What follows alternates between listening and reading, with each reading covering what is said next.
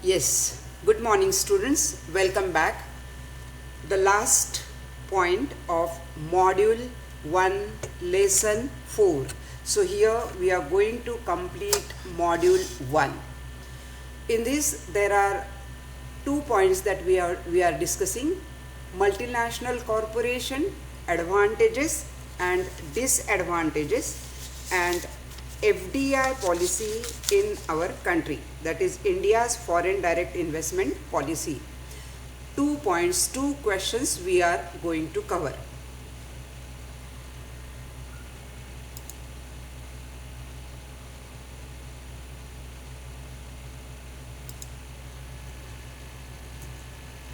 So first we will discuss about multinational corporation, the meaning of multinational corporation and advantages of multinational corporation. If we define multinational corporation, the definition will be: a multinational corporation is a corporation that has its facilities and other assets in at least one country other than its home country. So the assets have to be in other country than the home country. Multinational corporation in short are called MNCs.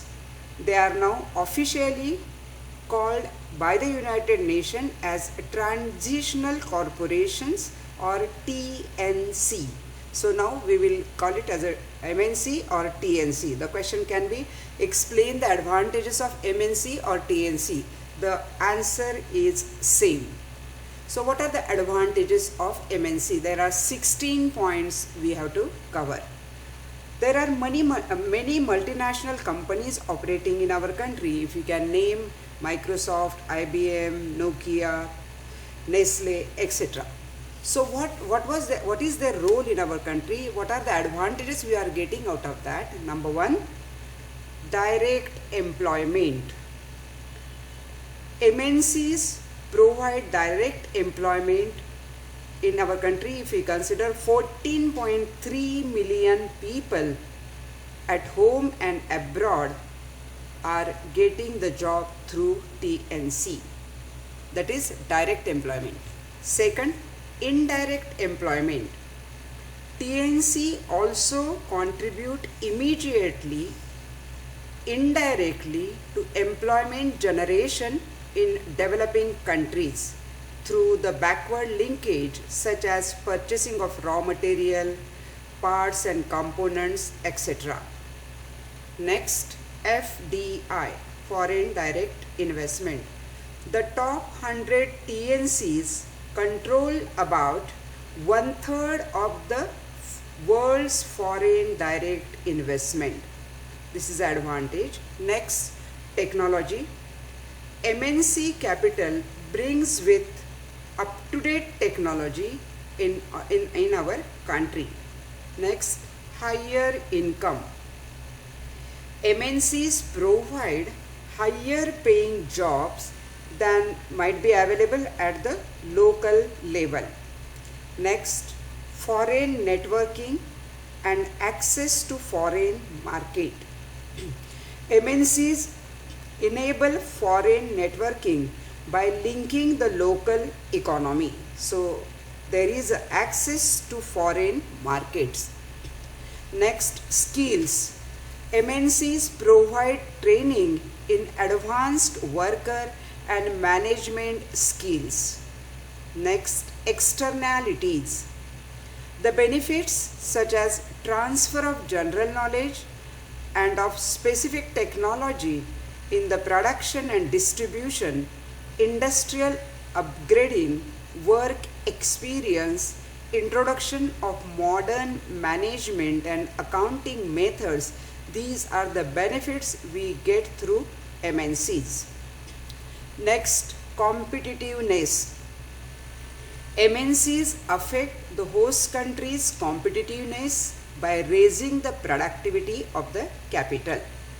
Next, industrialization. Many small countries began industrialization with MNC investment. Next, contacts. MNCs are an important form of contact between more and less developed countries. Next, higher productivity. Firms with foreign equity participation have been found to exhibit much higher levels of productivity. Next, technology diffusion. MNC also provide technology diffusion through labor turnover as domestic employees move from foreign to domestic firms. Next, wealth creation. MNCs create wealth which provides the income flow necessary for welfare improvement. Next, generation of revenue. New tax revenues arise from MNC generate income. And the last point, reduction of poverty. MNCs reduce world poverty levels. MNCs have provided much needed environmentally friendly technology. MNCs also help to build up the infrastructure of the countries. So these are the 16 advantages of MNCs. Again, I am reminding you, pointers are important. All the 16 points you have to give. Next, disadvantages of MNC. There are 7 disadvantages of MNC. Number 1, monopoly power. Some MNCs are larger and often more powerful than the countries they invest in, and therefore they control the policies in their favor. Next, limited skill development. MNCs only further low-level skill development to local development. Next, profits goes to foreign exchange. Profits of MNCs goes in the foreign exchange, usually American dollars that developing countries cannot afford to lose. Next, environmental damage. MNCs work with lower standards for labor and environment in the developing countries. Loss of revenue. MNCs very often bargain for advantages in terms of tax rebates and tax holidays. So there is a loss of revenue. Next, exploitation. MNCs secure access to cheap labor and raw materials and boost their own profits. The last point, inappropriate techniques of production and products. MNCs have been criticized for using capital intensive techniques in the countries that are labor abundant and for producing products that appeal to the urban elite instead of producing goods for the mass consumption. So these are the 7 disadvantages of MNC. Now we will see that MNCs are important, FDI is important. The last question is, what is India's foreign direct investment policy and trade? So here there are 5 points that we are going to discuss. India's foreign investment policy has undergone many changes since 1991.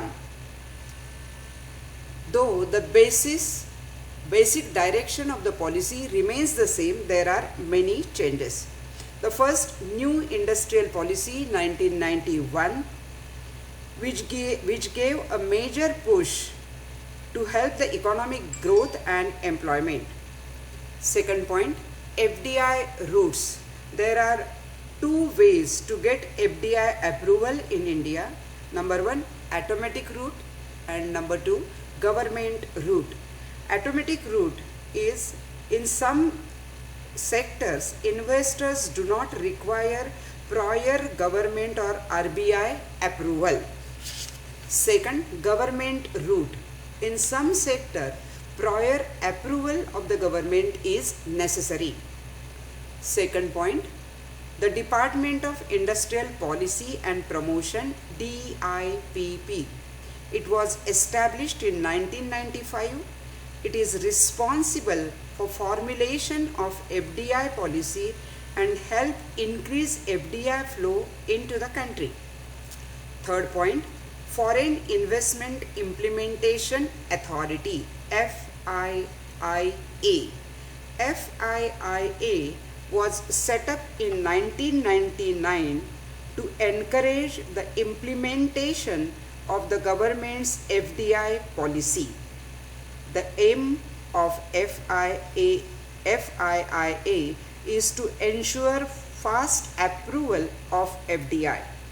Next, Foreign Investment Promotion Board, FIPB.